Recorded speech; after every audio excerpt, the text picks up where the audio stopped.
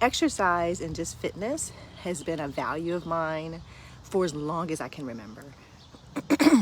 So when I think back, I think I remember it kind of started with my mom.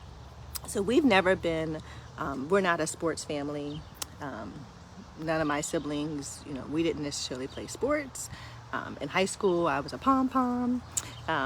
So sports was just not my thing. I ran track and cross country, wasn't very fast, but it did get me started with running from in my life, which I'll get to in a minute.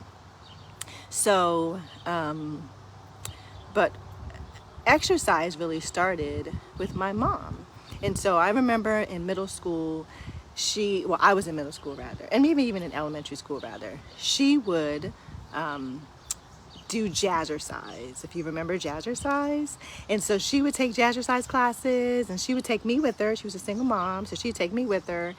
And at first I wasn't crazy about it, but then I enjoyed it because they always danced to fun songs, some songs I didn't know, but they would have these fun dance routines and I would do them with her, and I would always make fun of her because I'm like, Mom, you can't dance, right? But like, that wasn't the point. The point was the workout. And so, but that ended up being a model for me. So as I got older, graduated from college, I joined gym when I was in Syracuse, New York. And I remember very vividly that I was a member of this gym, and it was a lady who was very pregnant. So, it wasn't like she was just a few weeks and you couldn't really tell. She was out there, she was pregnant. And I remember she would be on what I would call the big steps, like the Stairmaster, the kind that like is actual steps that you are climbing. And she would be on the Stairmaster easy 10, 15, 20, 30 minutes like it was nothing. And I'm like, I can't even do that, and I'm not pregnant. And this was in my 20s. So I was like, that's how I want to be when I'm pregnant. I want to be able to work out like that. Like, I don't know why, but I was just like, that was inspiration for me. So fast forward, I still continue to work out. I've always been a member of a gym of some type, just to stay fit. And sorry, I have little friends. I'm watching my friends. We have Cooper and Charlie, and then that's my dog Oreo. So back to the point I was trying to make, and that is that my mom ended up being that initial model for exercise for me. And it kind of had me thinking, and I still exercise today. I'm off and on. It's a bit frustrating about why I keep going on and off. That'll be another topic. But what kind of made me think about this was just the behavior that we model.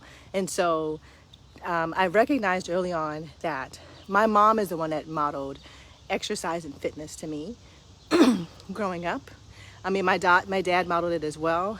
He played tennis, but again, they were divorced, so I didn't see it as much as I did with my mom. And so that became important for me. So when I had children, or had a child rather, I remembered like, ooh, what do I want to model for Kennedy? What is it that is important to me that I want her, that I want to pass down to her? And, eating well, being respectful, all these things, that we want to make sure we model we model for our children. But the best way to teach our children, in my opinion, is to not tell them, but to model it. Even Jesus said that the things that he did, he saw his father do. So if Jesus is modeling what his dad did, then we too can also model the behaviors that we want our children to follow. So to just encourage you to think about what it is that you're doing. If you have children, if you are a boss, if you're a coworker, what behavior are you modeling to those around you? Because they're watching.